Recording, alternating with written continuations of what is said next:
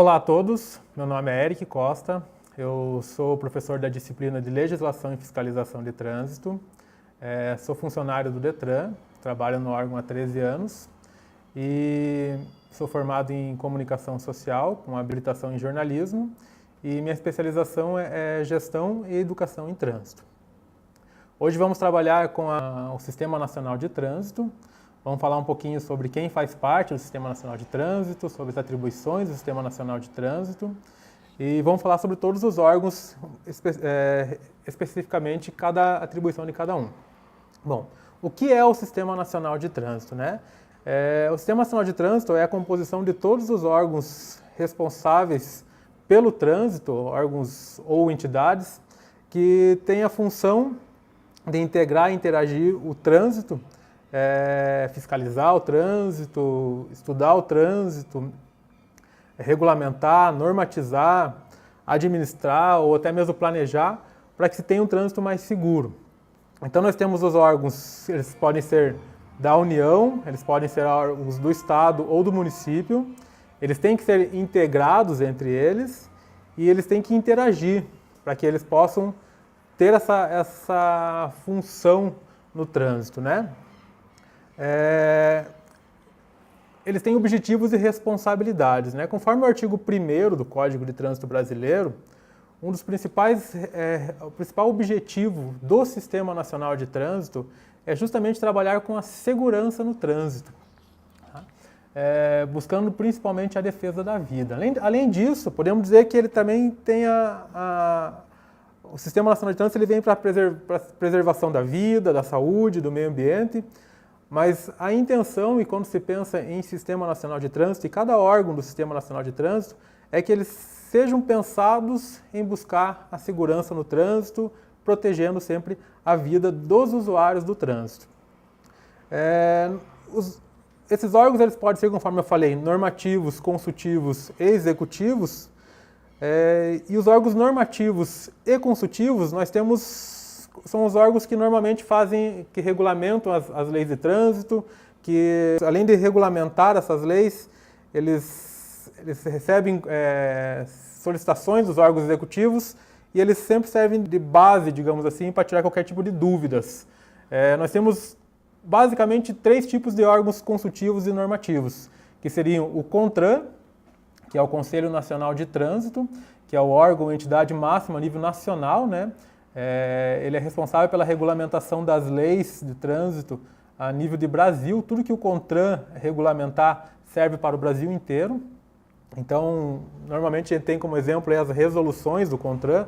Sempre quando tem algo novo que entra no trânsito, a gente sempre ouve muito falar das resoluções do CONTRAN. O CONTRAN teve a resolução número 723, número 168, número 404 e assim por diante. Sempre tem uma resolução que o CONTRAN vai estar regulamentando uma lei específica do Código de Trânsito.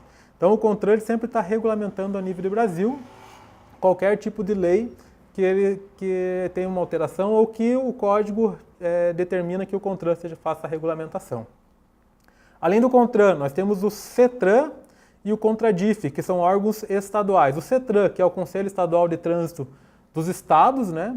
Aliás, já fala, né, o Conselho Estadual de Trânsito, e o CONTRADIF, que ele é paralelo ao CETRAN, que ele é Conselho de Trânsito do Distrito Federal, que eles têm a função, dentro da sua circunscrição estadual, de regulamentar as leis, aquilo que o CONTRAN não regulamenta a nível nacional, que fica, digamos, em dúvidas, e os órgãos executivos no Estado têm alguma dificuldade, o CETRAN, aliás, do Estado, serve justamente para tirar esse conflito, para que não tenha esse conflito, para regulamentar ou para tirar alguma dúvida. Bom, órgãos normativos e consultivos servem justamente para regulamentar. Já os órgãos executivos, eles servem para fazer a lei ser cumprida, né? Eles agem justamente na fiscalização de trânsito. São os órgãos que trabalham diretamente na execução das leis de trânsito. Nós temos alguns exemplos, basicamente, que é o DENATRAN, que é o Departamento Nacional de Trânsito, órgão vinculado à União, né? Ao governo federal. A Polícia Rodoviária Federal, também vinculada à União, que trabalha justamente nas rodovias federais, as chamadas BRs, também é um órgão executivo. Os órgãos e entidades executivos de trânsito rodoviários, que nós temos aqui no Paraná como exemplo, o DR, que é o Departamento Estadual de Estradas e Rodagens. Ele é um órgão executivo que trabalha nas rodovias estaduais. Cada estado tem a sua sigla, aqui no Paraná é o DR. Então trabalha nas chamadas PRs aqui no Paraná, mas cada estado, por exemplo, Santa Catarina também vão trabalhar na SC, em São Paulo vão trabalhar na SP, nas rodovias estaduais. Aí nós temos os DETRANS, que são os departamentos de trânsito dos estados, que também é órgão executivo de trânsito, que faz justamente a parte de fiscalização documental, de documentos de veículos, documentos de habilitação, e trabalha também com a parte de formação de condutores e assim por diante. Também é um órgão executivo. E daí nós temos os órgãos e entidades municipais, que trabalham justamente com o planejamento urbano, com a fiscalização de trânsito, dentro da sua circunscrição, dentro do seu município, né? São os órgãos que justamente aplicam as infrações de trânsito no município, que fazem o planejamento urbano, que fazem a melhoria das vias dentro da sua circunscrição. Ressalto que cada órgão, cada departamento desse, ele tem um presidente. E esse presidente ou esse diretor, ele é chamado de autoridade de trânsito. Então todo ato que cada órgão, ou cada departamento, ou cada entidade for fazer, ele tem que ser feito pela autoridade de trânsito, no caso pelo diretor ou pelo presidente, ou pessoa por ele nomeada.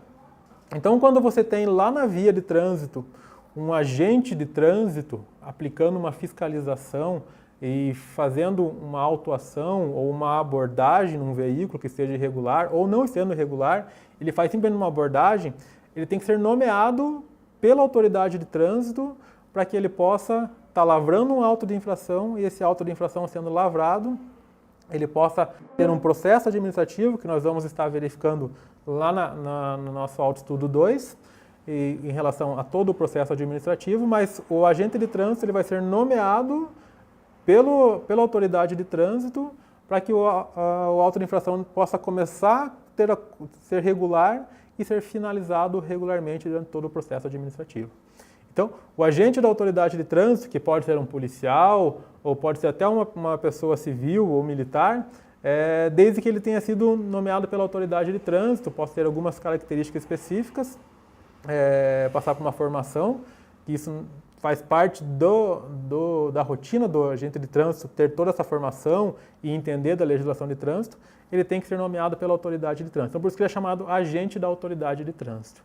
E o ato de lavrar o auto de infração, ele pode ser feito pelo agente da autoridade de trânsito ou por um equipamento regulamentado para isso, mas ele é finalizado pela autoridade de trânsito. Então, a imposição da penalidade, que nós vamos ver mais para frente, ele é feito pela autoridade de trânsito.